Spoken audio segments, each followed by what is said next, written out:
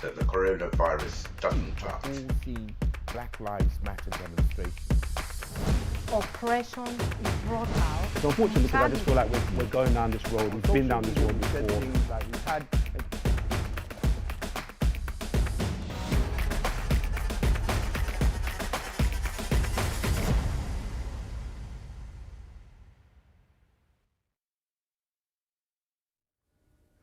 Nothing divides Ghanaians like the opinion on the controversial and charismatic Jerry Rawlings, the former flight lieutenant who went on to become Ghana's longest-serving leader, who died last week. Love him or loathe him, his influence over Ghana cannot be underestimated. Rawlings was born to a Scottish father and a Ghanaian mother in Accra in 1947. He was educated at St. Joseph's Catholic Primary School, then Achimota College in Accra. In 1967, he joined the military academy in Teshe before moving on to the Air Force the following year. There, he became the best cadet at flying jets and excelled at aerobatics. He graduated in 1969 and was made a flight lieutenant in 1978. 10 years after he first joined the military, Rawlings reinvented himself as a passionate speaker who rallied against the government that had led Ghana into harsh economic crisis. He and his supporters, who called themselves the Free Africa Movement, earned themselves a swath of support from the working class who were tired of corruption and mismanagement. Rawlings led coups in 1979 and 1981, which were marked by authoritarian rule and the executions of senior military officers, including General Frederick Akufo, whom he overthrew in the first coup. But Rawlings went on to oversee Ghana's transition to multi-party democracy, with the newly formed National Democratic Congress winning elections in 1992 and 1996 before stepping down in 2001. As president, he liberalized Ghana's economy, encouraging investment in the oil and gold sectors. In the years that followed, Rawlings was given a succession of international roles by a fellow Ghanaian, the then UN Secretary, Kofi Annan. He led a campaign against malaria in Africa and was African Union envoy to Somalia. He died at Kolibu Teaching Hospital in Accra on the 12th of November 2020 after a short illness, and is survived by his wife and 4 children.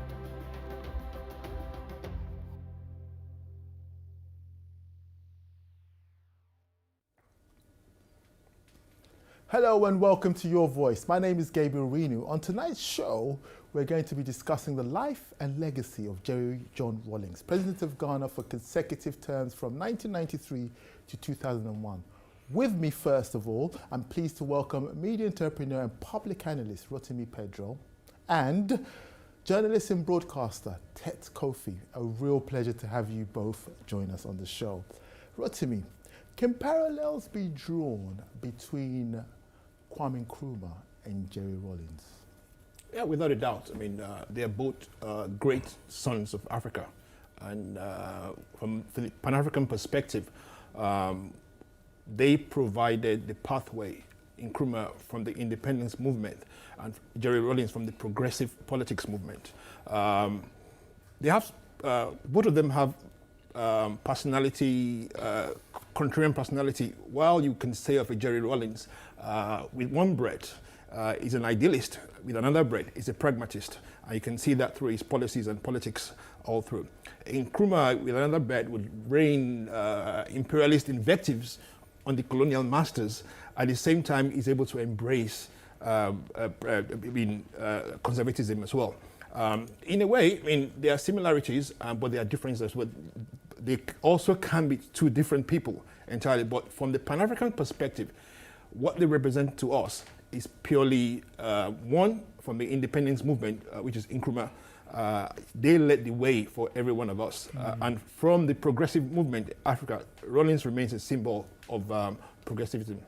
Right, Tet, so one can argue that from Jerry Rawlings never really wanted to become a president, but he quickly realized that in order to effect the change that he aspired to, he needed to kind of step up. Is that a fair assessment? I think it's quite fair, and it's fascinating to listen to Rotimi because he's coming at this from somebody with a Nigerian perspective.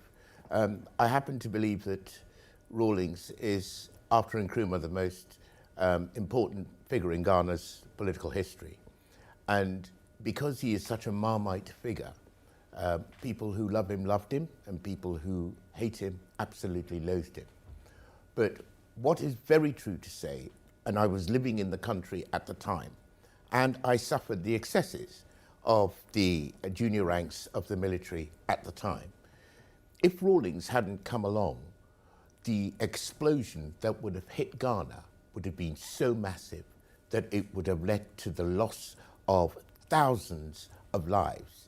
Because Rawlings came along when the ordinary people who were unheard, unplanned for, unspoken for, needed a champion. And he was that champion. And because of that champion appearing, the pressure cooker in Ghana was lifted off with the loss of far fewer lives. Of course, one life is too much. But depending on who you ask, even under his watch, these same lives that you claim that he saved were actually also lost.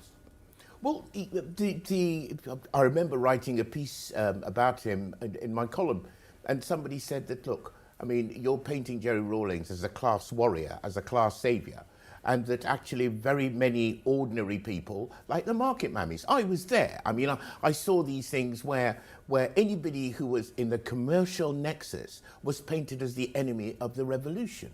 Now, this had come about because for a very long time indeed, the middle, ruling and upper classes of Ghana had become totally cloth-eared to the fact that ordinary people could not make a living. They were starving. I was a young brand manager in those days, and they had something called kalabule. Kalabule was basically profiteering, so that those who had access to commercial goods for sale could make an absolute killing. They'd make that killing, they'd flip their money into sterling or dollars, get it out of the country. Meanwhile, the ordinary people faced hyperinflation. So would you say that he had Marxist leanings? To be honest, the big difference, in my opinion, between Rawlings and Nkrumah is that Nkrumah was a political scientist. Rawlings is an Air Force pilot. Nkrumah planned and organized his activities. Rawlings spontaneously responded to the exigencies of the times.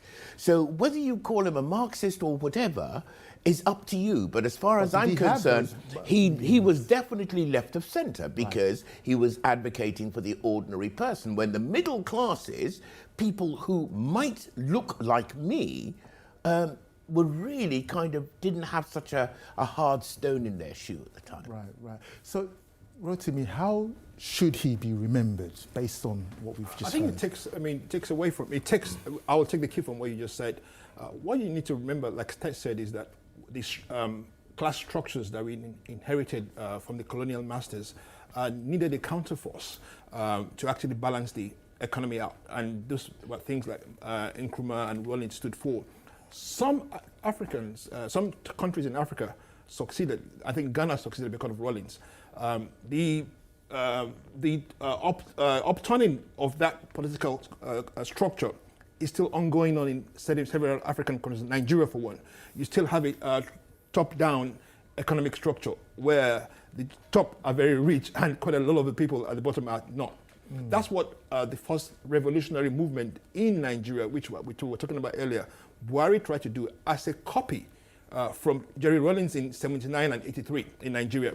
But the revolutionary forces, the conservative forces, kicked against that and brought back a Babangida. So I'm just trying to draw contrast with how Ghana sometimes and most times lead the political way for the rest of Africa.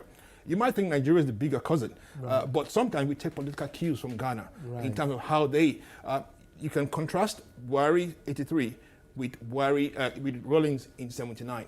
You can see the same policies and everything. So we have a lot to learn from Ghana. But some of the political decisions and some of the policies that Rawlings was kind of executing in Ghana were felt in Nigeria because there was a mass exodus of people Ghanaians moving to. How was that in Nigeria? Well, at the time? I think we all have teachers that taught us in school that were Ghanaians. The best absolutely. teachers were in Nigeria then were Ghanaians. Yes.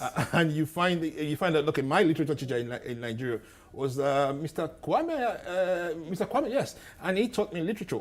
And what happened then in 1793 was the downturn in Ghana, the economic downturn in Ghana led to a lot of mass exodus of Ghanaians brain going to drain, Nigeria. wasn't it? Yeah. And ideally, I mean, maybe we should take it as a joke.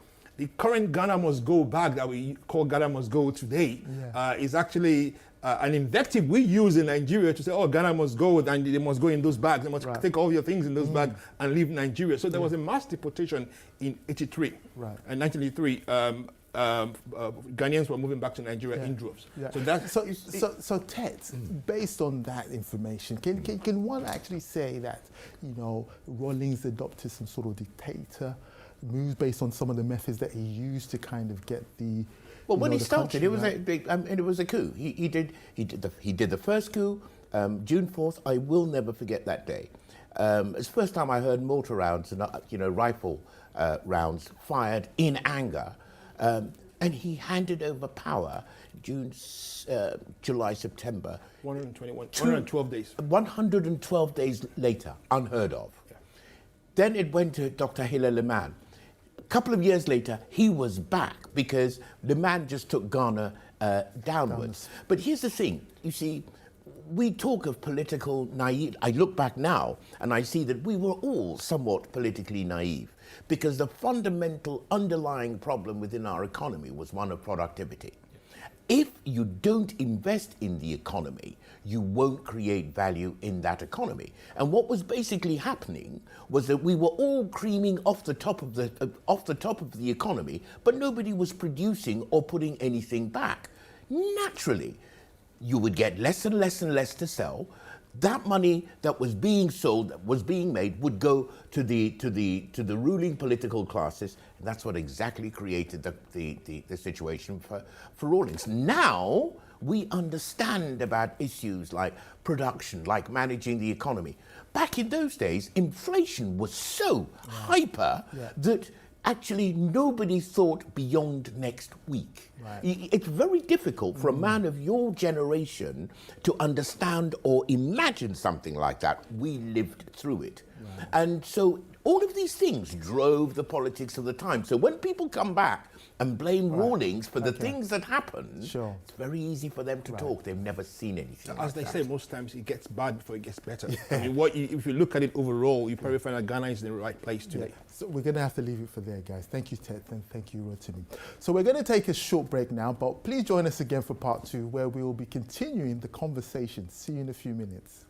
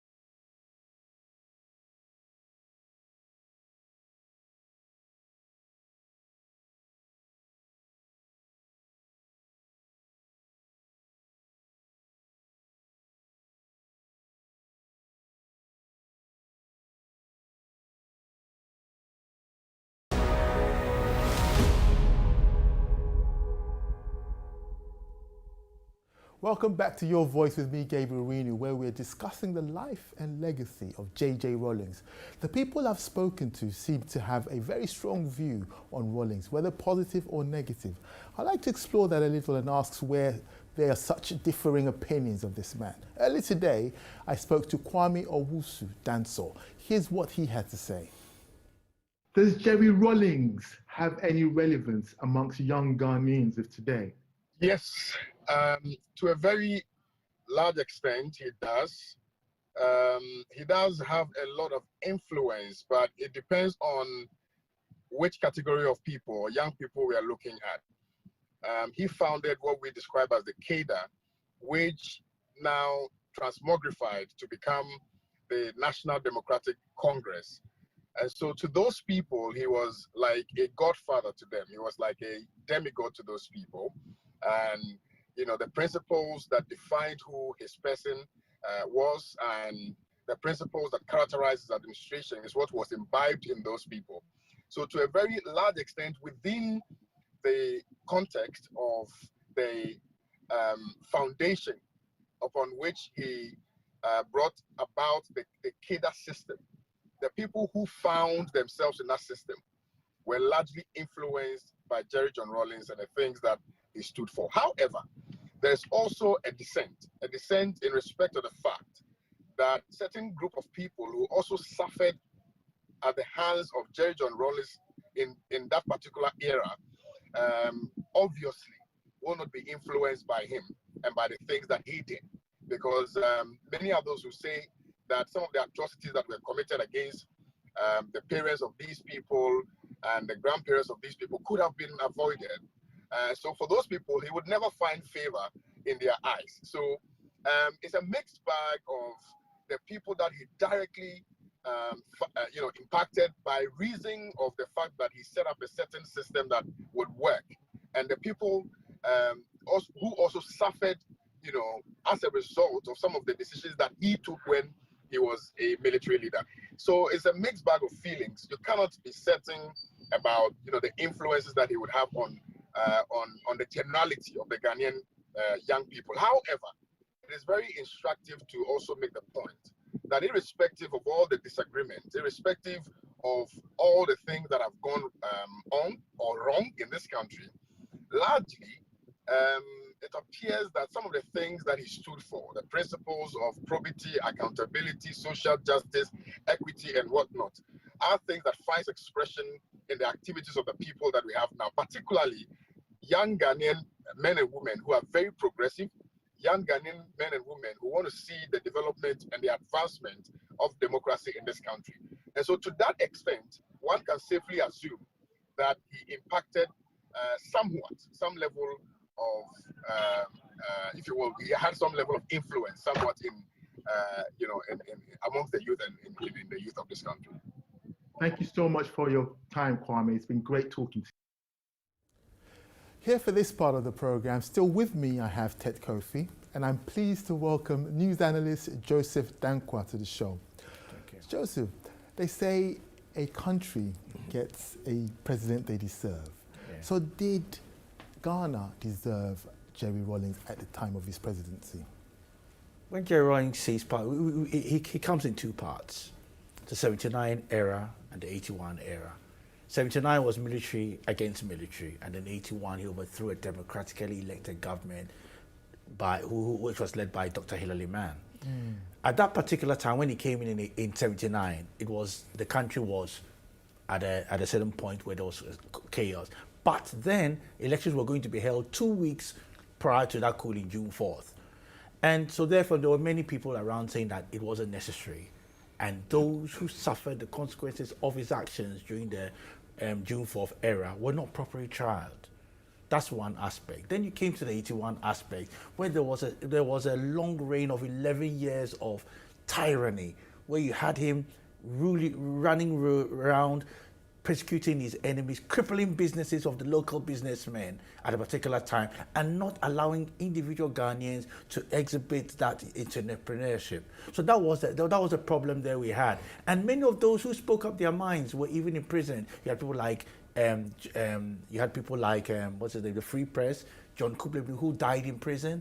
You had Tommy Thompson, who was tortured in prison. You had so many journalists who suffered tremendously under Jerry Rawlings. And for us, I was listening to the first segment, Ted said one thing, that he's a my character. Those who love him, those who hate him, and don't like him. Because many people suffered under his regime, and people will say to themselves, was it worth it? Corruption is still pandemic in Ghana at the moment. Those who were shot, those 8 generals who were shot in cold blood, who were not tried. I mean, they were taken to Pejuase, charged, and they had no lawyers. There was no jury. There was no form of defense. All you went there was that you went there and you were told you had done this, you had done that, you had done that, and that was it. Let me put it to Ted. Was it worth it? Joseph just asked. You see, there's another question we should ask, is that when you have a hammer, everything, if the only tool you have is a hammer, everything around you looks like a nail. And here we were in a situation in which, on account of their class interests, the ruling and political powers in Ghana only knew one way to run their affairs. And that was heading over a cliff edge. And it did go over the cliff edge. Now, at that time, who were the people who were advocating for the ordinary people? I was a young market analyst doing well at the time. Do you know, I used to have mothers coming to me secretly trying to foist their young daughters onto me in return for me giving them goods. I tell you, if you have lived through this experience, rather than bolstering your male ego or whatever, you walk away feeling dirty because you know there's something broken about your society. I knew then something awful was going to happen. Just the question was, what was going to happen? Right. Inflation was running absolutely rampant. And you see, what that does is that it destroys the moral fabric of the people to the point where anything is better than what they're looking at. So did the end justifies the means then? Well, the end, as far as now that I look back, the end was inevitably what it became because the ruling classes, and it was very interesting. I was a young man at the time. Yeah, I was fresh out of uni, kind of in a good job and so on. And I'd be arguing with my family, senior, older people, that, look, there's something wrong with this country. And what they'd say things like, oh, you spent too long in England. Oh, you know, you don't really understand what Ghana's like. But I could see the evidence in my eyes was telling me something was going to explode. These people could not, because of their class backgrounds, empathize with the force that was about to explode in front of them. So looking back, it was pretty much, in my humble opinion, inevitable. Right. So what was his record on economic growth and corruption during his tenure? For the first 2 years, between 1981 and 83, the economic situation was dire. Right. Until we went to the IMF in the middle of 1983, when Dr. Kuchipoche read that killer budget. And then we started getting assistance from the IMF and World Bank. And that was what Dr. Liman wanted to do. And that was the pretext on which the coup happened, because they were saying that the Marxists within the society were saying that we cannot sell out to the IMF and to the World Bank. It would be a travesty. The people of Ghana would not accept it. But then they went back, the PNDC went back and did the same thing President Liman was about to do. When Ghana's economy started picking up somewhere around 85, 86. Under Jerry Rawlings? Yes, it started picking up at 85, 86 because we were under serious structural adjustments. Right. We had things like PAMSCAD and SAP. And explain PAMSCAD, because most people don't. Program of action to mitigate the social consequences of adjustment, of structural adjustment imposed by the IMF. Right. So it was more or less like a safety net to make sure that a lot of people did not fall under the removal of subsidies, the removal of subsidies, and many of the things which the benefits people were enjoying under the under previous governments. But then, there was when he was about to go into the democratic dispensation, there was a lot of indiscipline, financial indiscipline, because therefore, when you come to the political scenario, you have to then tighten, loosen the belt, so you'll be able to attract votes. And that was something which derailed the economic progress of his government. And also the resignation of Dr. Kwesi Botwe in 1995. Right. He was one of the best managers of the economy for a certain period of time. But then when he left, because of his conflict with Chachu Chikata over the disbursement of some funds, which brought out an economic hole within the budget finances. That was what was the problem, which went there. Thank you. That's so very insightful. Thank you, Ted, and thank you, Joseph. So that's the end of part 2. Join us after the break, where we will be continuing the conversation. See you in a few minutes.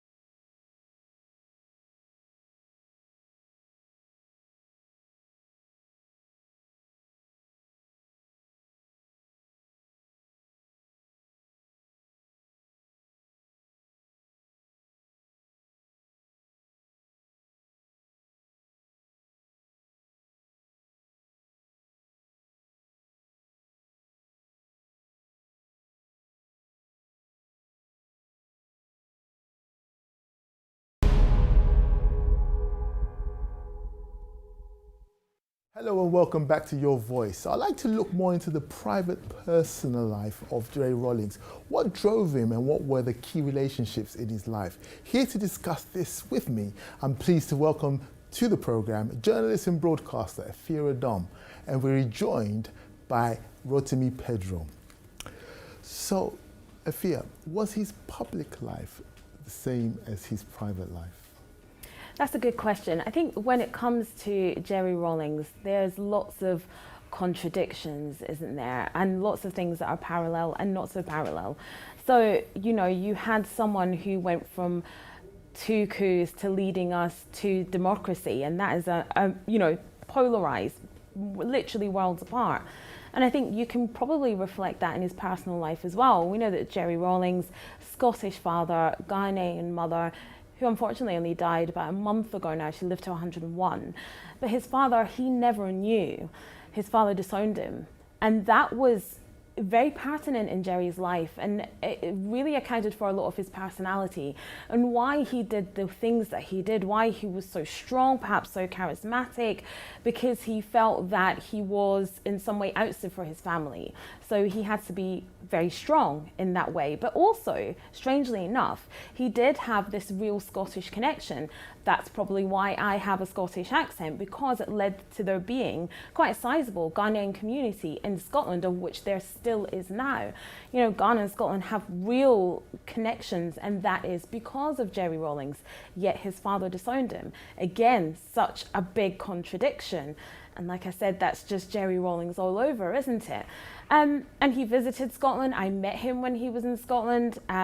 And he actually was in Scotland only about 3 or 4 years ago. He spoke to the Scottish Parliament. He was talking about devolution and how good it was for Scotland and how it works. And, you know, it's something definitely that Jerry Rawlings would support.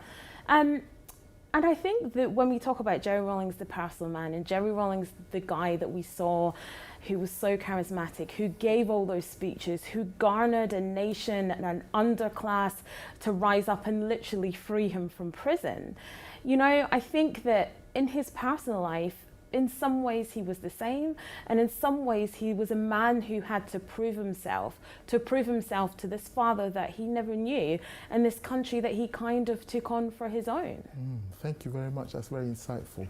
So it was often said that Jerry was very approachable, and our presenter Mansour Bello happened to meet him at an event back in 2018. So we thought you would like to see the man himself in conversation with Yanga. And just to warn you, this video contains some flash photography. Joined with His Royal Excellency, Mr. Rawlings. How are you, sir? Fine. Thank you very much for attending the Guba. Thank you very much for talking to Yanga TV. What brings you here today? To participate in this celebration of young and energetic entrepreneurs. It sets you apart and up there. Yes. It makes people realize you're serious people. Yes. You're observing things. Yes. And keep it up. And talking of observing, yes, whether it be Ghana, whether it be Nigeria, let's just talk about the whole of Africa. What's your thoughts and what's your vision for Africa in the future? I've entertained a very optimistic vision of Africa for many years, for decades. You know, things happen in that span of time, you know, that gives us hope, and then we see a decline. Yes. And then an upshoot again. Yes. And we go through a decline again. So I just don't know what else to say. I can only hope and keep praying that things will improve. Definitely. The atrocities that are happening shouldn't be happening. At all. Yes. They shouldn't be happening. Okay? On that note, thank you very much for joining Yanga TV. So that was Jerry Rawlings there. What was he like as a family man? Because I read that he deliberately created a wedge between him and his children, just in case.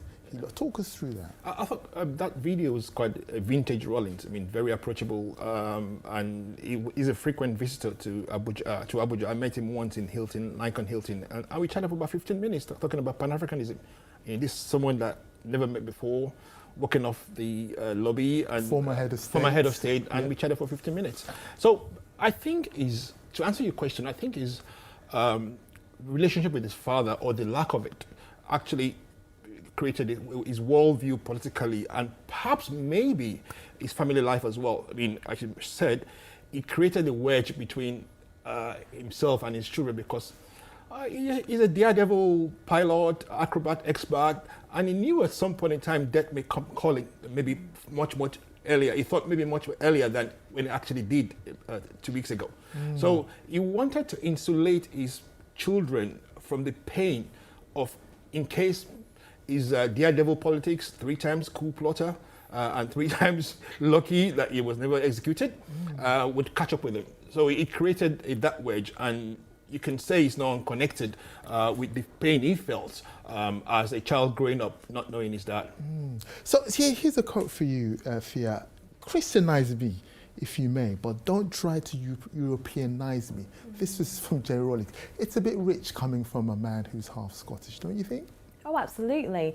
But I think because his father denied him, he, in some sense, denied that part of his history, yet still had links to Scotland. That's what I'm saying. It's like, sometimes it's a real dichotomy when you're discussing Jerry Rawlings. But he was very much inspired by Kwame Nkrumah, who was the founder of Pan-Africanism and the reason why Ghana, went to independence in '57. And he was so inspired by Kwame Nkrumah, and that, when you said that, Jerry Rawlings could have said it, Kwame Nkrumah could have said it, And I think, because he was brought up by this strong mother and he remained in Ghana, and he very much, even though he was amazing at flight school, he was top of the class and one of the best pilots that they ever had, he still had to really fight for his place because he was mixed race. At the end of the day, he did have this Scottish heritage. His father denied him, so he denied it in parts. It wasn't probably until later in life that he really got to grips of that part of himself, and therefore inspired this Ghanaian community that mushroomed in Scotland, in Glasgow and Edinburgh. And when he was there, he was very much welcomed by parts of that community. There's certain people that ended up there because of him. And that was something that, everybody had to reconcile at one point because, even though he did lead Ghana to democracy and multi-party democracy, he ousted multi-party democracy with his coups. When you talk about Jerry Rawlings, there's so many contradictions, isn't there? Yeah. So you're so polarized. It's like north and south and night and day, isn't it? So speaking of contradictions, how much do you feel, Rotimi, that the executions that happened under his regime had an impact on him as an individual?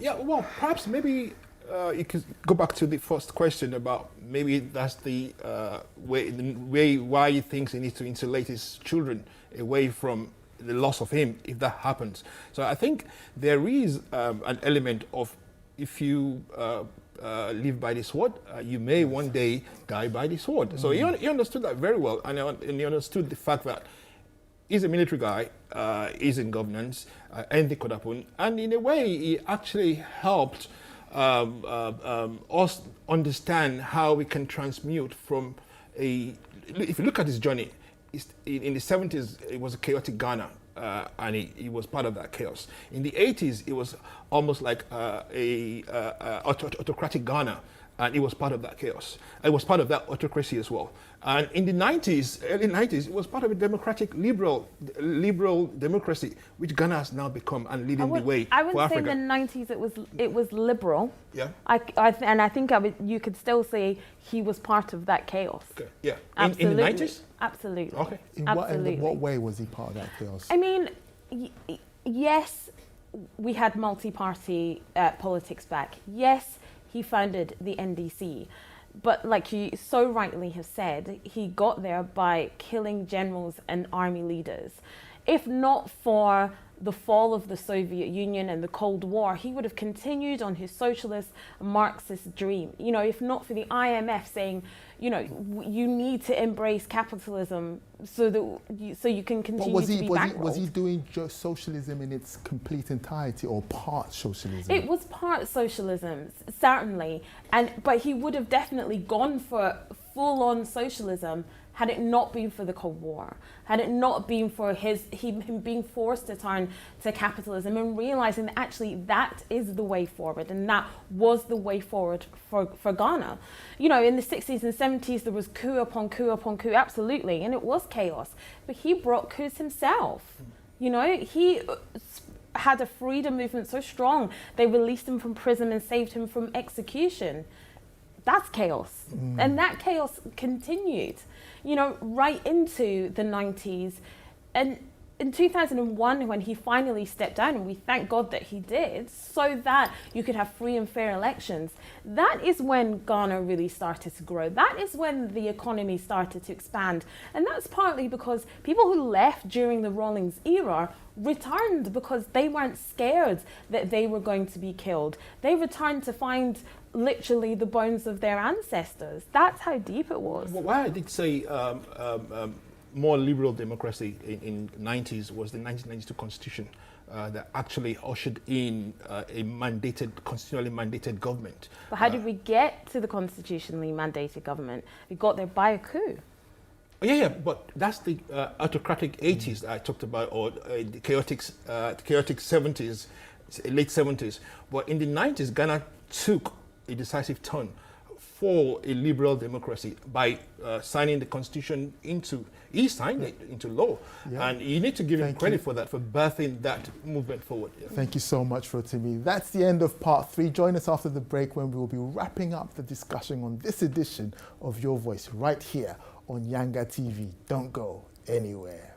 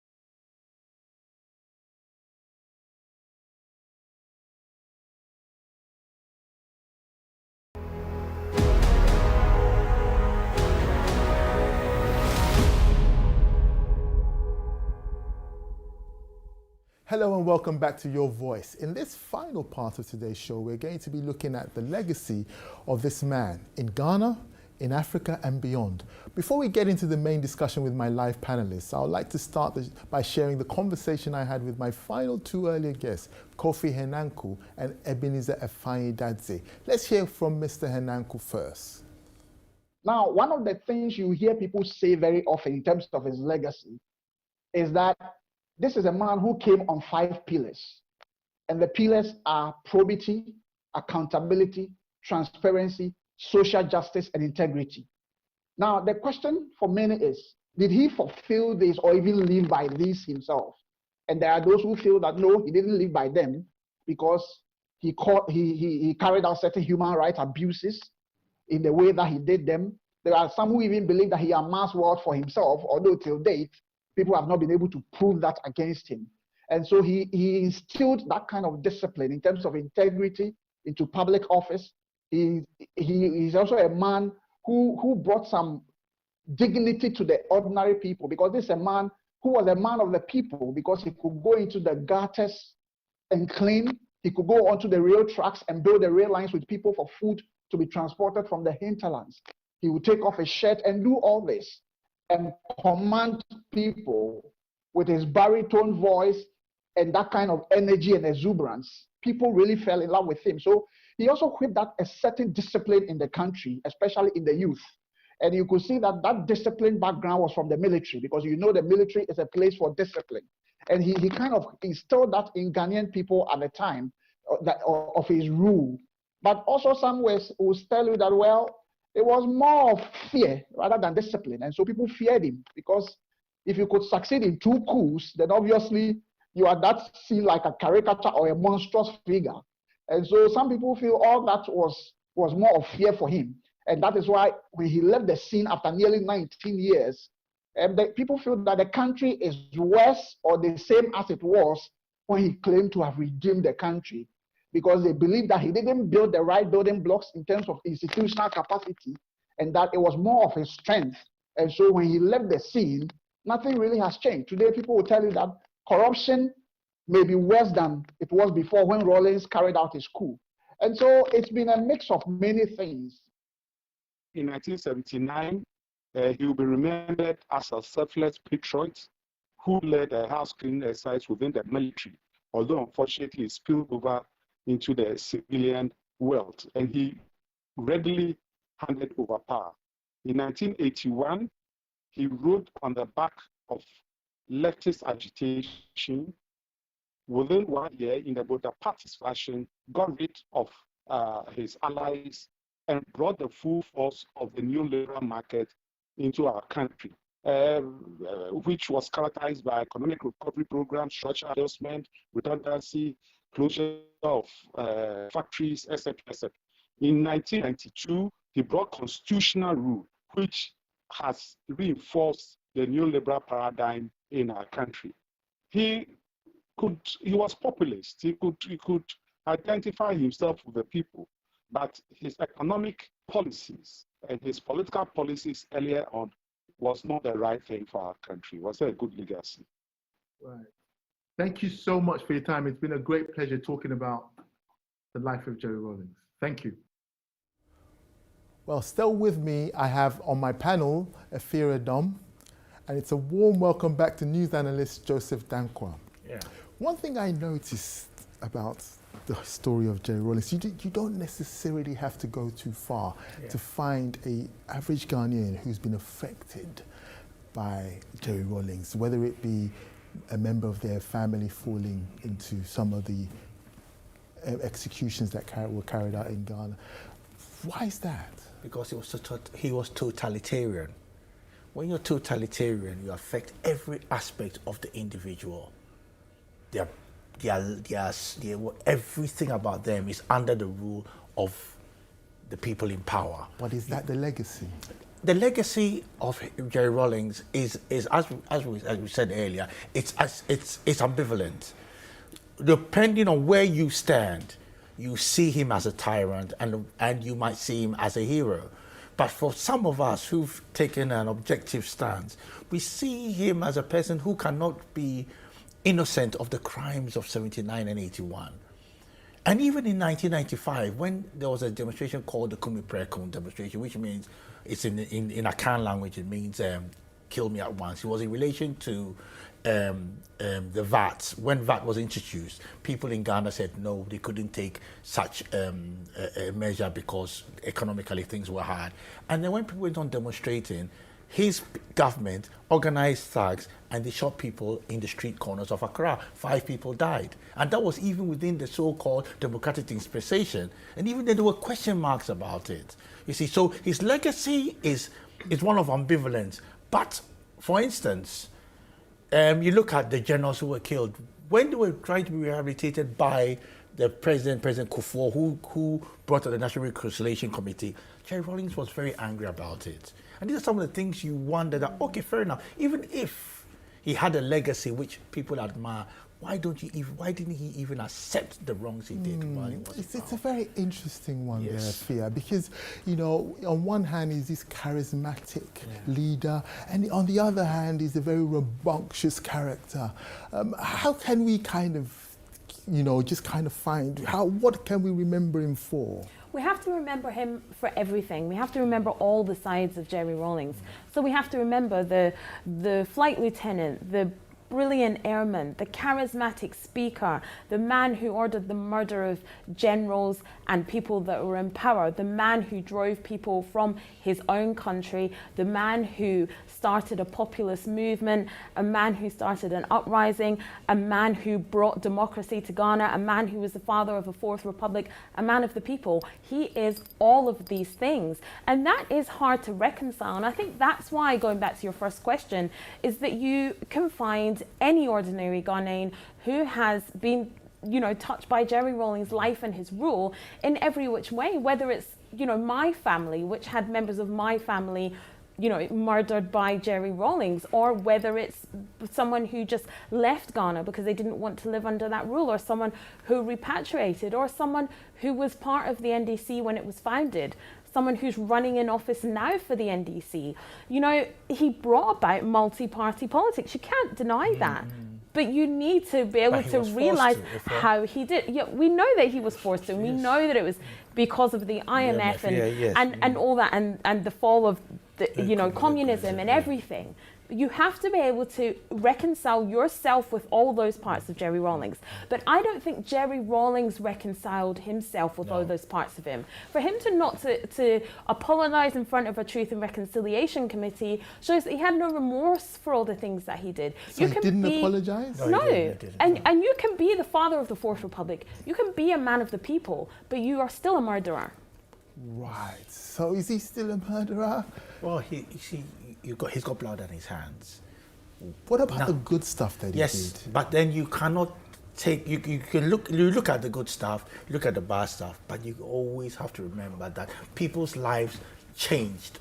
Because whether for the good or the for bad, but it's changed. And some people's lives did change for the good. You know, he brought power to the north of Ghana, which had long been forgotten by the rich south. He sort of liberated the north of Ghana, definitely, and that is NDC stronghold. And that was a good thing. He brought about multi-party democratics again. That was a good thing. And, you know, we must remember that he died in Koilibu Teaching Hospital, which, you know, wasn't one of the best hospitals in Ghana, but he wasn't a leader who would travel abroad for medical treatment. He would use the medical facilities in his own country because he believed in Ghana that much. For that, we have to commend him.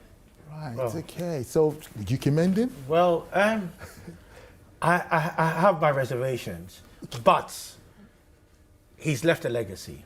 It will be left for me and you or people out there to decide which side of the fence we are on.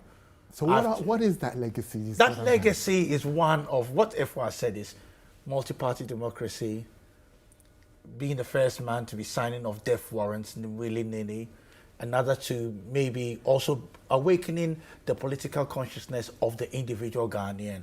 For that, he did his best in that area, and making people aware that they have that right to also agitate for something positive in the society.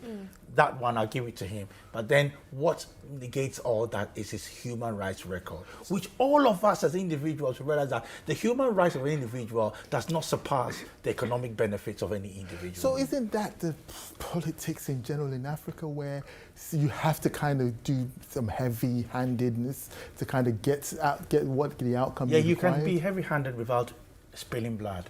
Absolutely, absolutely. And the heavy-handedness doesn't have to be at the cost of people's lives. I've just said what you said, but you know, you don't have to take it down that road. And in some ways, So what road would you have taken it down? I mean, I was not the founder of the NDC, unfortunately. There's still time for me to find a political party. But if you really want to be a quote-unquote man of the people, you don't kill your own people, do you? That's not what you do. Yeah. You don't become a contradiction of yourself to get your country or get yourself to where you need to go. Yeah. That's not a man of the people. Yeah, so there we have to leave it. You don't have to kill your own people. I like the way we left it at that. So, well, that's all we have time for on this edition of Your Voice. There's just enough time to say thank you for my guests in this part, Afira Dom, and of course, Joseph Dankwa, and of course, to my earlier guests, Ted Kofi and Rotimi Pedro. And I'd like to leave you with this quote from the late, great Nelson Mandela. When a man has done what he considers to be his duty to his people and to his country, he can rest in peace. Thank you for watching. I'm Gabriel Rinu. Please join us again next time here on Your Voice. It seems extraordinary that there's nothing that the coronavirus doesn't touch. All seen Black Lives Matter demonstrations. Oppression is brought out. So unfortunately, because I just feel like we're going down this road, we've been down this road before. We've had